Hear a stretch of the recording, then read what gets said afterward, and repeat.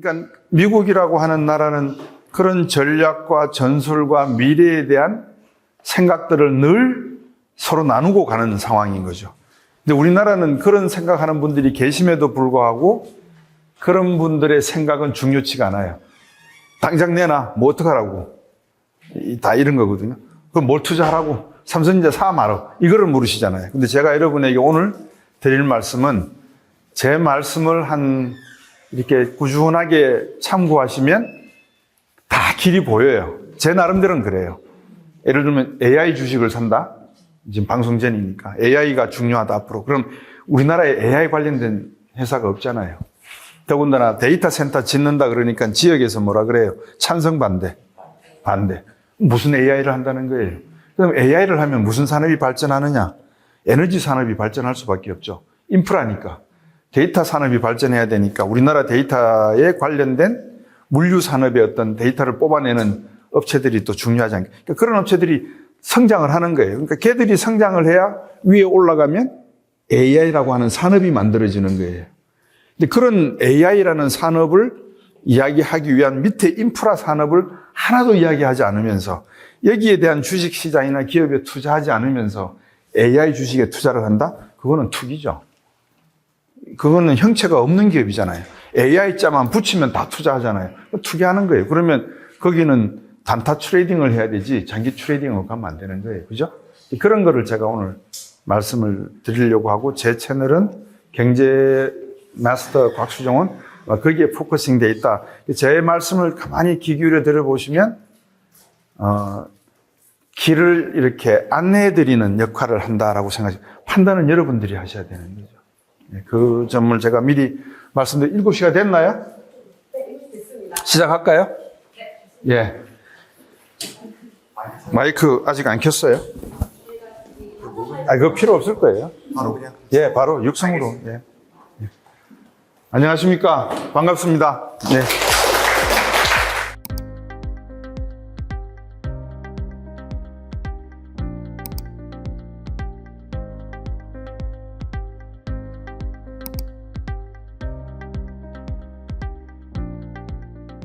이렇게 많은 분들이 오셔서 제가 드리려고 하는 말씀을 이렇게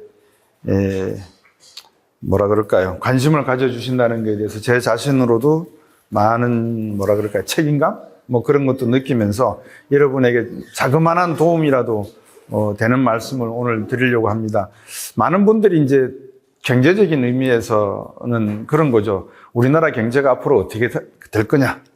이거는 아마 내가 앞으로 가지고 있는 재산을 어떻게 증식할 수 있느냐, 어떻게 지켜야 되느냐, 뭐 이런 의미도 되겠죠. 그러면 더 밑으로 내려가면 어떤 주식을 사야 되고, 채권을 사야 되냐, 금을 사야 되냐, 땅을 사야 되냐, 이제 이런 질문으로 쭉 뿌리를 내려가게 됩니다. 근데 오늘 제가 여러분에게 드리는 말씀은 이 밑단에 아주 미시적이고 구체적인 이야기를 드리려고 하는 게 아니라 요 위에 드론을 띄워놓고 앞으로 어떻게 산업들이 전개될 건지를 보시라는 개념에서 좀 더 높은 데서 낮은 곳을 인공위성 촬영하듯이 여러분에게 사진을 몇 가지 찍어서 보여드리려고 합니다. 한번 들어보시고 공감하실 수 있는 분은 공감하시고 또 의견이 있으시면 제가 말씀드리는 가운데서라도 언제든지 질문을 주시면 돼요. 제가 자본주의에 적은 자본주의다, 부의 흐름을 알아야 된다는데 여러분 책도 제가 자본주의에 적은 자본주의다라는 걸 썼지만 책 선전하기 위해서 제가 이 주제를 택한 게 아닙니다. 이 책을 제가 쓰려고 할 때 여러분에게 여쭤보고 싶은 게 있었어요. 자본주의란 게 뭐냐? 자본주의의 반대말은? 공산주의. 예, 공산주의일까요? 한번 들어보세요. 예. 자유시장 경제 체제의 반대말은?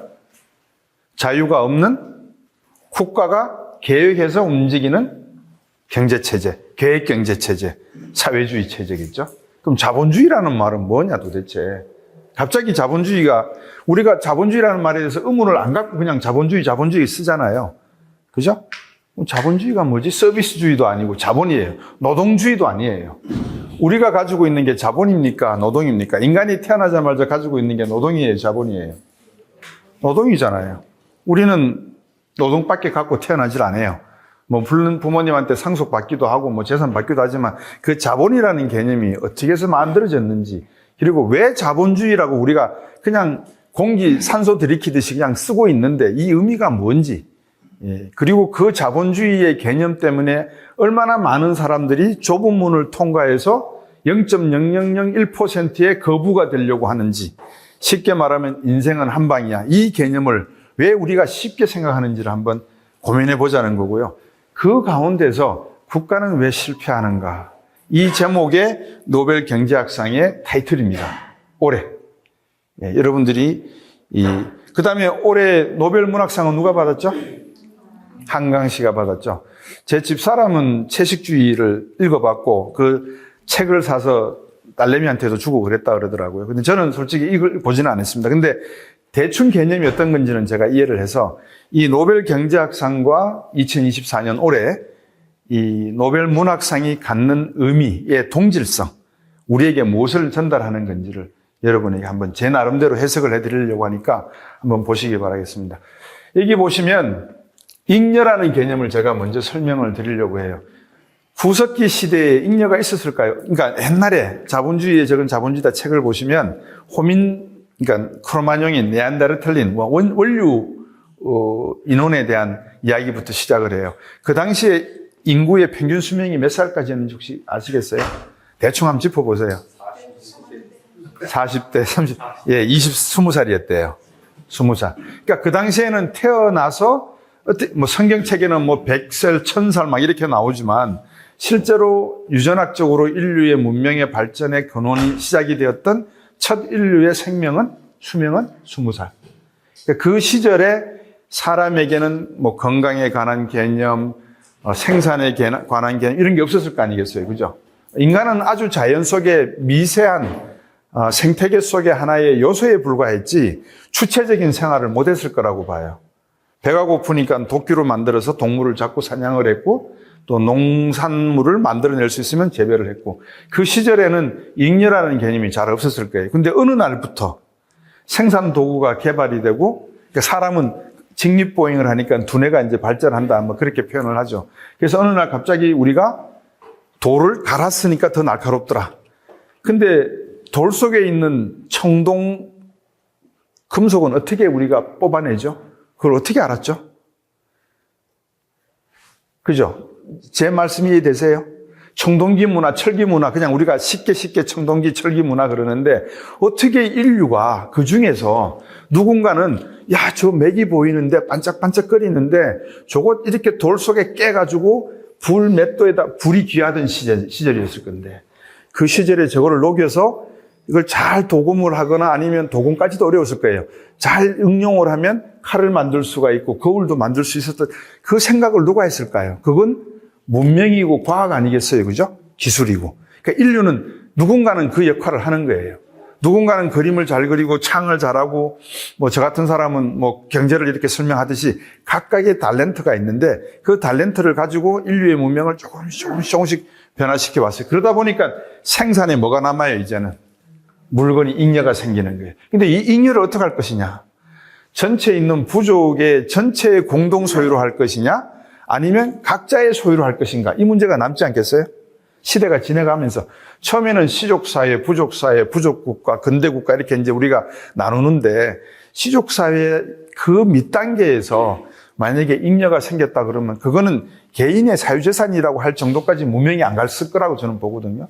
그래서 그 사유재산이라고 하는 거는 언제 생겼냐? 제가 위키피디아에서 나온 내용을 챗GPT로 번역해서 제가 다시 재번역한 겁니다. 인용한 겁니다. 그러니까 제가 만들어낸 것도 아니고 공부한 게 아니라 시간이 없어서 제가 위키피디아를 영어로 된 거를 따고 들어가가지고 챗GPT로 확 번역해봐 그랬더니만 얘가 번역을 이렇게 해놓더라고요. 사유재산에 대한 서면 논의는 그러니까 책 속에 문자화된 거는 페르시아 제국에서 처음 등장했고 최소한 플라톤 시기까지 거슬러 올라간다. 플라톤이 언제적이죠? 고대? 그리스 로마 시대죠. 그죠? 그러니까는 사유재산이라는 개념에 대해서 동양 철학이 언제 가져왔는지는 저는 모르겠어요. 중국 철학이. 근데 어쨌든 이게 자본주의라는 개념의 시작점인 사유재산이라는 것은 고대 그리스 로마에서 시작이 됐다는 거예요. 이건 누구 거냐? 뭐 이런 거겠죠? 저기 보시면, 그 다음에 이제 건너뜁니다. 한 1000년을 건너뛰어 버립니다. 17세기와 18세기 동안 인클로즈 운동 아시죠? 예, 영국에서 일어났던 거죠. 예, 토지를 갖다가 귀족들이 몰수하는. 그러니까 몰수를 해버리니까 농부들이 어떻게 돼요? 땅이 없는 사람들은 어디로 가야 돼요? 도시로 가야 되죠. 그죠? 도시로 가는 상황에서 뭐가 발생했어요? 산업혁명이 발생해버린 거예요. 그러니까 농지에서 쫓겨나고 산업혁명이 있던 시절이니까 노동에 대한 뭐가 일어나겠죠? 착취가 일어나는 거죠. 예, 그런 개념입니다. 18세기 이전에 영어를 사용하는 사람들은 일반적으로 프로퍼티, 이게 재산입니다. 재산. 이 재산은 토지 소유와 관련된 내용이었어요. 자본이 있어요, 없어요? 돈이라는 개념이 들어가 있어요, 안 들어가 있어요? 안 들어가 있어요. 그러니까 적어도 18세기 이전, 그러니까 1700년대까지만 해도 사람들은 땅이 최고라는 거예요. 그러면 지금까지 인류 역사상에서 13번에 14번, 서프라임까지 치면 14번의 대불황, 대공황이 있었는데 그 중에 11번이 전부 부동산 버블로 터졌대요. 예. 그러니까 인류의 깊숙한 DNA 속에는 뭐가 최고로 중요하다? 땅. 전부 땅땅거리는 거예요. 그러니까 전부 다 떵떵거리고 싶은 거예요. 예? 땅이에요. 그러니까 재산 그러면 무조건 프로퍼티 개념은 영어로 재산, 이거는 땅이었어요. 그러다가 여기 보시면 토마스 홉스, 철학자죠? 예. 제임스 해링턴, 존 로크 등이 재산 소유 현상을 논의합니다. 자, 이 땅이라는 개념이 왕의 것이냐, 귀족의 것이냐, 개인의 것이냐, 상인의 것이냐, 이걸 어떻게 보호할 거냐, 이 문제를 논의를 하는 거예요. 여러분, 조선시대, 고려시대, 삼국시대에 땅의 소유에 대한 그 법적인 정의, 우리나라에 있었다, 없었다? 있었다. 배웠다, 안 배웠다? 안 배웠다. 예, 서점에 가시면 책에 많이 나와 있습니다. 조선시대, 고구려시대, 신라시대, 삼국시대, 그 다음에 고려시대에도 이혼도 있었고, 분쟁도 있었고, 다 있었어요. 뭐, 사또가 재판도 하고 다 했어요. 근데 우리가 배운 적이 없어요. 이해하셨습니까? 그러니까 우리가 지금 서구 자본주의를 받아들이면서 우리의 본질적인 이해를 외면한 채 서구식 생각, 언제부터 거슬러 올라간다? 어디까지? 플라톤까지 거슬러 올라가는 그 서구적 철학의 배경을 가진 개념, 경제 개념을 우리가 지금 마치 우리 것인 양 배워가는 거예요. 이해하셨죠? 예. 그러면 우리 게 있다, 없다? 결론적으로 말하면 우리 주식시장을 봐야 된다, 미국 주식시장을 봐야 된다. 답이 다 남아있잖아요. 이해하셨어요, 이제? 제 강의가 이런 겁니다. 예. 자, 그 다음에 보십시오. 그러니까 미국 애들은 주식시장을 하나 만들기 위해서, 자산시장을 만들기 위해서 토지냐, 토지의 개념은 뭐냐, 누가 소유하냐, 사유재산은 뭐냐, 민주주의란 뭐냐, 이거를 다 정립했다는 거예요. 언제부터? 플라톤 시대 때부터. 그 뿌리예요. 뿌리 깊은 난간 바람에 아니밀세, 꽃 좋고 여름 하나니. 용배천가에 나오는 거죠. 뿌리가 깊은 나무는 바람에 아니 흔들리니 꽃도 예쁘고 열매도 단단하다. 그 역사를 우리가 마치 우리도 그랬던 것처럼 1960년대부터 가져오기 시작한 거예요. 근데 우리한테 안 맞는 거죠. 철학적 배경이나 백그라운드가 아무것도 없어요. 우리나라 철학자 여러분에게 여쭤보면 누구를 이야기하실래요? 고대 철학자. 중세까지, 근대까지 철학자 그러면 굳이 된다 그러면 태계유황, 율곡이, 원효, 의상 이 정도 아니에요? 뭐 그다음에 나머지 분들도 있겠죠. 뭐 박제가, 박재상 뭐 이런 분들도 계시겠지만 실학사상. 근데 우리 정약용 선생까지. 근데 우리나라의 철학자를 우리나라가 교육을 통해서 가르쳐 준 적이, 논의한 적이 어릴 때부터 없습니다. 우리의 교육제도는 어떻게 하면 고대 플라톤 시대부터 만들어 놓은 자본주의라고 하는 이 우리가 지금 무조건 쓰고 있는 이 자본주의라고 하는 여기에 맞게끔 디자인할까? 여기에 빨리 적응할 수 있을까? 이거를 지금 교육받고 있는 중이에요. 초등학교 때부터. 유치원부터. 왜? 영어 유치원이 있잖아요. 200만 원씩 주잖아요. 그죠? 그래서 그 점을 제가 지금 말씀을 드리는 거예요. 절대 군주제를 지지하는 이들과 논쟁에서 존 노크는 재산을 신이 군주에게만 부여한 것이 아닌 자연권으로 개념했대요. 이해되세요? 저 개념이? 자연권. 누구나 가질 수 있다는 거예요. 왜 왕만이 가져야 돼? 왜? 왕의 생명은 몇 개? 한 개. 내 생명은 몇 개? 한 개. 니나 내나 다를 게 뭐 있는데. 존 노크의 인권 사상 체계예요. 그러니까 재산도 어떻게 돼요? 왜 왕만 가져? 나는 왜 받으면 안 돼? 이거는 누구나 자연적으로 태어날 때부터 가지고 있는 권리야. 자연권이야. 이렇게 개념을 잡았어요. 다시 말해서 노동 이론에 기반해서 자연을 개선하는 노동의 결과로 재산이 생긴다고 주장하면서 노동자는 자신의 노동의 결과물에 대한 권리를 가진다. 즉 내가 열심히 내 노동을 품팔아서 돈을 모으고 재산을 모아서 땅을 사면 그 땅은 누구 거다?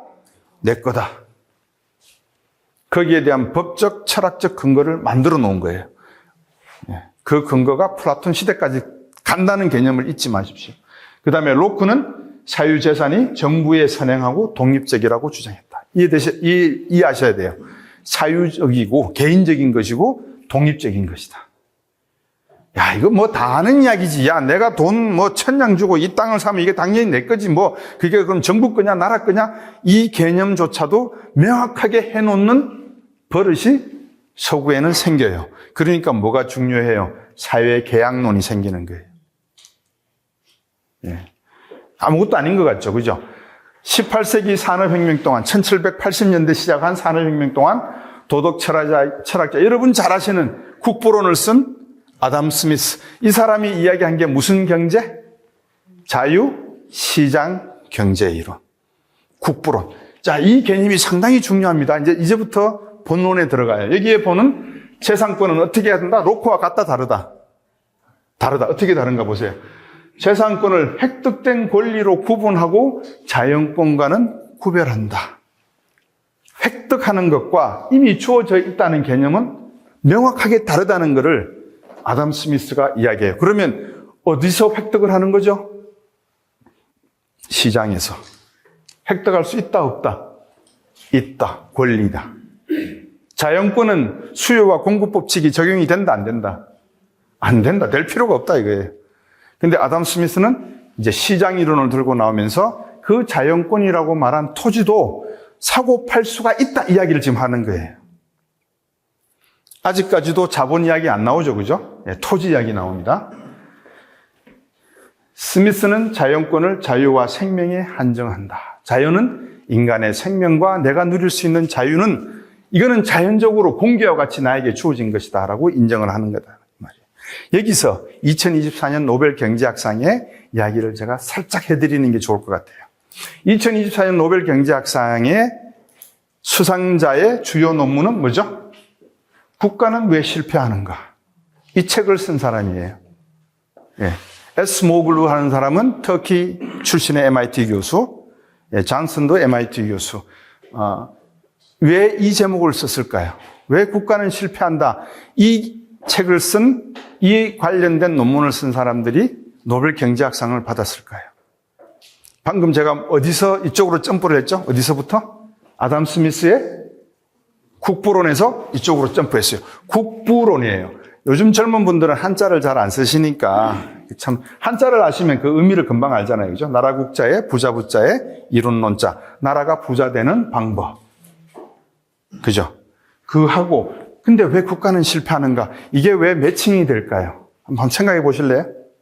여러분의 상상력을 동원해서 곽수정 박사가 저 자본주의 강의한다 그러지 뭔 또 뜬금없는 소리를 하나 이러실 것 같아서 왜 제가 미리 좀 점프해드리는 여러분들은 머리가 너무 좋으셔가지고 하나를 가리키면 10개를 아시거든요. 보통 그래요, 우리나라 분들은. 예. 그래서 여러분들에게 지금 여쭤보는 거예요. 왜 제가 아담 스미스의 이야기를 하다가 갑자기 국부론으로 점프를 해가지고 여러분에게 맛배기를 탁 보여드렸을까요? 아담 스미스가 시장 이론을 강조했다는 것은 토지도 무엇이 된다? 시장에서 거래가 된다. 그전에는 거래가 안 되고 자연권이니 뭐 어떤 권이니 하고 이렇게 규정이 되었잖아요. 근데 그런 규정이 이제 없어져 버린 거예요. 울타리가. 누구나 거래할 수 있어요. 이거하고 국가는 왜 실패하는가하고 무슨 연관이 있길래 제가 중간에 착 연결을 했을까요?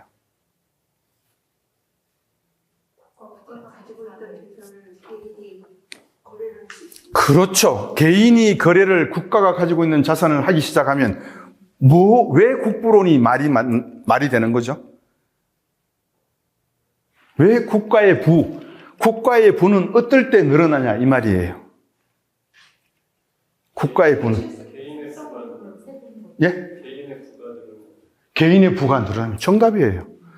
개인의 부가 늘어나게 하면은 국가는 실패해요, 성공해요? 성공하는 거예요. 다시 말하면 시장에서 토지를 거래할 수 있게 하면 사람은 노동을 통해서 열심히 일을 해서 돈을 저금한 다음에 그 돈을 가지고 토지를 사요. 그러면 무엇이 늘어나요? 이제 점점점 개인의 소유하는 토지가 늘어나요. 개인의 숫자가 늘어나요. 개인의 숫자가 늘어난다는 말은 요즘 말로 하면은 중산층의 숫자가 늘어나요. 이해되세요? 무엇이 그것을 가능하게 한다? 시장. 어떻게 거래해야 된다? 자유롭게. 무슨 원칙에 의해서? 수요 공급의 원칙에 의해서. 근데 왜 국가가 실패하느냐? 지금? 왜 실패하죠? 요즘 양극화 이야기 많이 하잖아요. 국가가 뭘 실패한 거예요, 그러면? 뭐를 늘리는 데 실패하는 거예요? 중산층을 늘리는 데 실패한 거예요. IMF 외환위기 이후에 우리나라 중산층 반타작 났죠? 지금 미국의 트럼프 대통령이다, 해리스 대통령이다 막 선거하는 것 중에 핵심 아젠다가 뭐예요? 중산층 늘리겠다는 거예요. 이해되세요? 근데 왜 중산층이 늘어나지 않은 거예요? 그럼 왜 국가가 실패했다는 거예요? 이 노벨 경제학자들이 이야기하는 거는 왜 그럼 국가가 실패했는가? 왜 중산층이 늘어나지 않는 거예요? 미국도 2008년 서프라임 위기 이후에 가게가 3조 빚을 지고 집 다 뺏겨버렸잖아요. 미국은 우리나라하고 다른 게 주택만 주면 끝이에요. 우리나라는 집 뺏기고 또 남은 빚을 갚아야 되는데 미국은 집만 주면 끝이에요.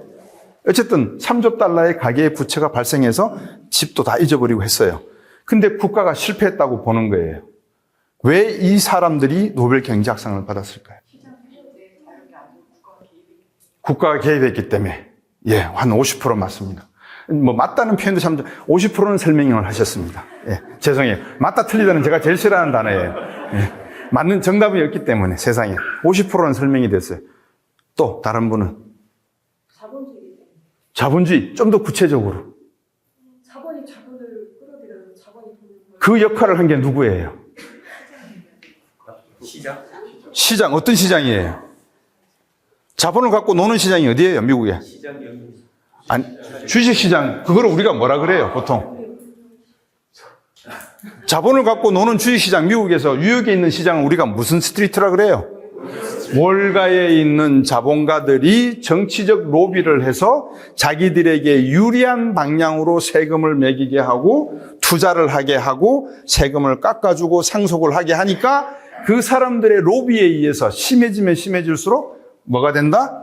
국가는 실패한다. 왜? 소수의 말만 들으니까. 그 소수가 누구? 자본가. 여러분들은 다 그 자본가가 되기를 원하셔서 오늘 오신 겁니다. 네. 그러니까 제가 드리는 말씀은 그러한 사회에서는 채식주의자와 같은 한강의 그런 사회다. 다른 사람들을 어떻게 한다? 아우슈비츠 그런 감옥에 보내듯이 남이야 어떻게 되든 말든 나만 잘 먹고 잘 살면 된다라고 하는 그 주의로 가는 모습을 우리가 지금 띄고 있다. 그렇다고 해서 돈 벌 생각하지 마시고 이 말씀을 드리는 거 아니에요. 뭘 말씀드리는 거예요?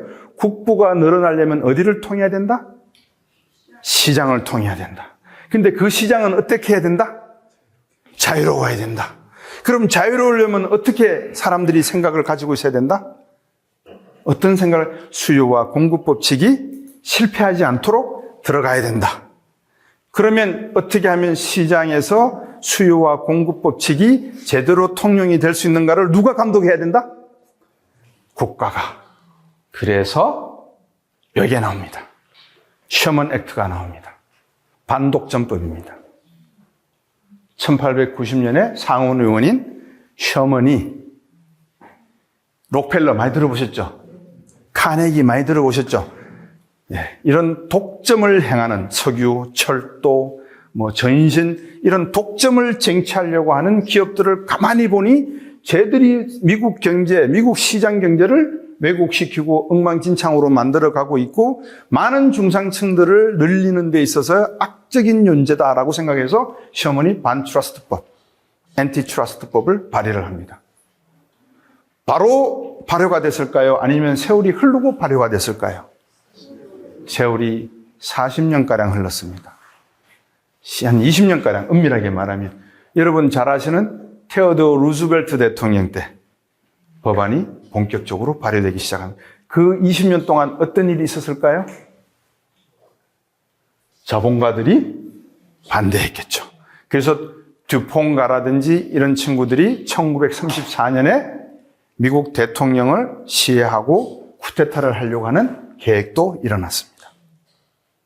다시 말하면 미국의 역사 속에서 소위 말해서 1770년 독립전쟁이라고 하는 그 타이틀 속에 숨어 있었던 것은 자유였어요. 그 자유가 한 100년, 200년 지나고 나니까 어떻게 돼요? 소수의 제한된 권력으로, 경제 권력으로 이 경제 권력이 뭐가 돼요? 정치 권력이 되는 거죠. 경제와 정치가 결탁이 되어서 중산층을 늘리기는커녕 자신의 이해관계만 증가시키는 사회로 가기 때문에 미국은 셔먼 액트를 출범을 시켰어요. 건강한 사회죠. 그럼 지금과 같은 시대에 미국은 트럼프 대통령은 해리스는 무엇을 보여주고 있는가 우리한테? 그 질문에 대한 답을 찾으면 미국이 가는 방향을 우리가 느낄 수 있는 거예요. 그러면 그 방향을 느끼면 우리는 그 방향으로 가고 있는 기업들을 찾아내고 나라들을 찾아내면 그 기업과 나라에 뭘 하면 된다? 투자를 하면 돼요. 근데 여러분도 아시다시피 투자라고 하는 개념은 여러분들 자녀분들 교육시킬 때 1년 교육시켜요? 10년 이상 교육시켜요? 10년 이상은 시키죠. 그런데 기업이 세계 경제의 새로운 패러다임을 이끌고 갈 기업들을 만드는 그 기업은 1년 만에 투자에 성공한다, 2년 만에 투자에 성공한다, 10년은 기다려줘야 된다. 10년은 기다려줘야 된다.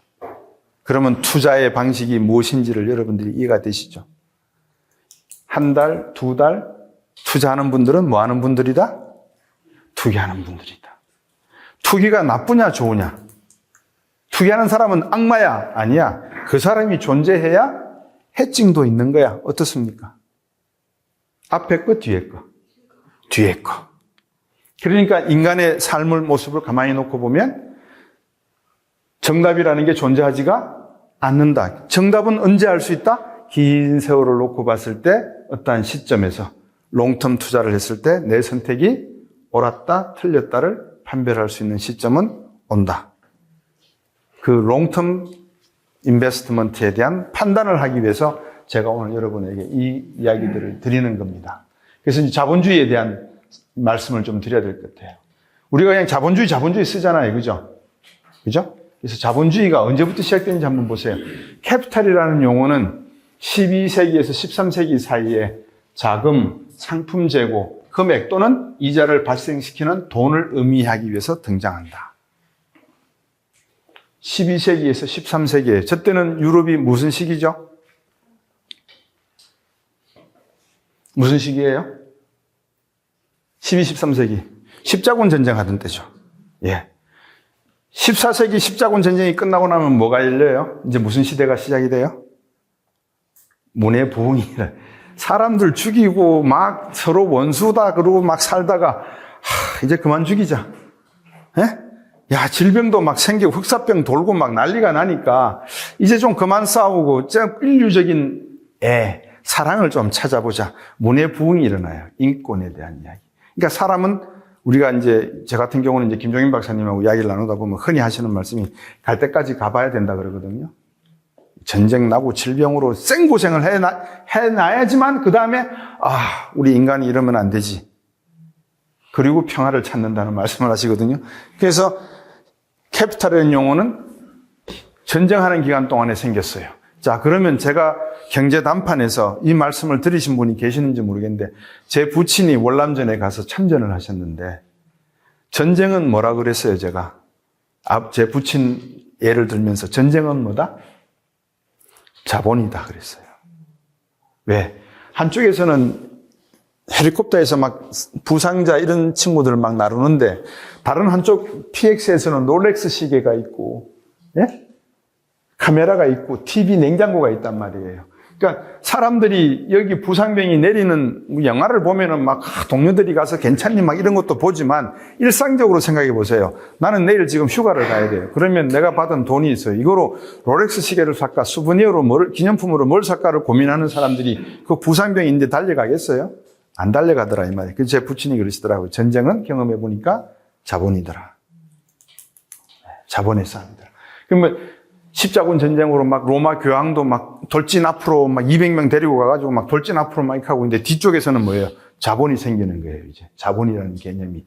근데 이거는 제가 잘 아는 지인 한 분, 변호연 변호사라는 분이 저한테 주신 아주 기가 막힌 힌트예요. 성경책에, 여기 기독교 믿으시는 분들 한번 손 들어보시죠. 종교적인 개념으로 제가 뭐 호불호를 말씀드리는 거 아닙니다. 성경책 좀 읽으셨습니까? 옛날에 좀 읽으셨겠죠. 성경 말씀에 돈 빌려주고 이자 받으라는 말이 있습니까? 없습니까? 없죠. 그러면 기독교는 캐피탈리즘에 적합한 종교다? 아니다. 아니에요. 그러면 이 캐피탈리즘에 적합한 종교는 무슨 교? 어느 분이세요 방금? 유대교 하신 분. 유대교. 전 세계의 금융을 지배하고 있는 민족은? 이해가 되셨어요? 그렇습니다. 여기 보시면 1283년경 무역회사의 자산을 뜻하는 의미로 종종 부, 돈, 자금, 상품, 자산, 재산 모든 단어들과 상호 교환되어 사용하는 단어가 자본이었어요. 캐피탈이었어요. 그러니까 그때는 돈만이 아니었다 이 말이죠. 모든 것이 다 캐피탈이었어요. 그래서 역사를 나중에 한번 쭉 보시면 시간관계상 제가 다 읽어드리지는 못하는데 이런 방향으로 자본주의가 해석이 되었어요. 최근에 여기 보시면 빨간색이죠. 자본주의라는 용어가 현대적 의미로 처음 사용된 것은 1850년 루이 블랑이며 그는 내가 자본주의라고 부르는 것은 일부가 다른 사람들을 배제하고 자본을 소유하는 것. 다른 사람들을 포용한다, 배제한다. 사유재산 개념을 또 여기서 접목을 시키셔야 돼요. 이해되셨습니까? 사유재산이라는 개념은 자연권이다. 내가 싸워서 쟁취하는 것이다. 쟁취하는 것이다. 그 권한은 자연권이 아니다 이 말이에요. 그러니까는 자본주의라는 개념 속에는 사유재산을 가지고 시장에서 자유롭게 거래를 하거나 아니면 그 거래를 하기 싫으면 전쟁이나 뭐를 통해서 빼들거나 쟁취하거나 하는 개념이다. 그러니까 자본주의라고 하는 그 자본의 개념은 우리가 과거에 가지고 있던 사유재산의 개념을 포괄하는 개념으로 바뀌기 시작을 해요. 그러니까 우리가 생각 없이 우리는 지금 자본주의에 살고 있잖아. 정치제도는 민주주의고 이제 그러는 거죠. 예. 근데 민주주의라는 개념에 중국에 민주주의라는 단어가 들어가야 안 돼요. 국호에. 중국 인민 민주주의 공화국. 그것도 민주주의가 들어가요. 그러니까 민주주의는 뭐냐? 이건 정치제도이기 때문에 제가 오늘은 설명하지 않고 그냥 넘어가도록 하겠습니다. 다음에 제가 강의를 해드리면서 민주주의와 사회주의에 대한 정치적 개념도 설명을 해드리는데 그 책에 제가 설명을 어느 정도 해놨으니까 참고하시면 될 것 같아요. 그래서 이런 개념으로 자본주의가 진행이 되고 칼 막스의 저서 자본론 1867년에 나온 저서에는 캐피탈리즘이라는 단어가 없습니다. 이 단어만 나옵니다. 캐피탈, 캐피탈리스트, 캐피탈리스트. 이 단어만 나옵니다. 그러니까 캐피탈리즘이라고 하는 이즘의 단어는 없습니다. 자본론에. 예. 경제적 개인주의를 잘못 지칭한 단어라고 주장한다. 누가? 로버트 헤센이. 요 로버트 헤센의 주장을 제가 동의하는 겁니다. 그래서 자본주의라는 개념은 여러분이 잘못 알고 계신다. 무슨 주의다? 개인주의다.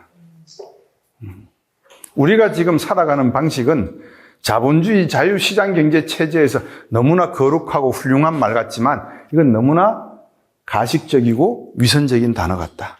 쉽게 풀었으면 개인주의다. 나 혼자 잘 먹고 잘 살면 땡이다. 내가 더 많은 사유재산 가지고 내가 더 많은 경제적 권력을 가지면 그게 최고지. 내가 할 게 뭐야. 근데 이렇게 가면은 결국은 국가의 중산층, 허리가 약해지니 시장 경제에서 교환되는 물건들의 수가 줄어들고 한쪽으로 집중이 되니 이거를 누가 관리 감독해야 된다? 정부가. 국가가 실패하지 않기 위해서는 정부가 제대로 역할을 해줘야 된다. 그거는 시장을 활성화시키는 거다. 그런 내용입니다. 그래서 여러분들 오늘 댁에 돌아가시면서 이 내용을 가지고 자본주의란 무엇인가를 한번 고민해 보시고, 제가 생각하는 개인주의가 자본주의, 저는 개인주의라고 생각하거든요. 이기적인 거하고는, 이기주의하고는 또 틀리는 겁니다. 개인주의라고 하는 것이, 이 철학의 바탕은 어디서 나온 거다? 다시 말씀드리면 플라톤에서 올라온 것이다. 우리는 이해 못하는 이유가 거기에 있습니다. 이해하시겠습니까? 그래서 우리는 그 개인주의라는 개념에 대해서 이 고민을 해야 되는데, 지금 요거는 이제 정리를 해놨습니다, 제가.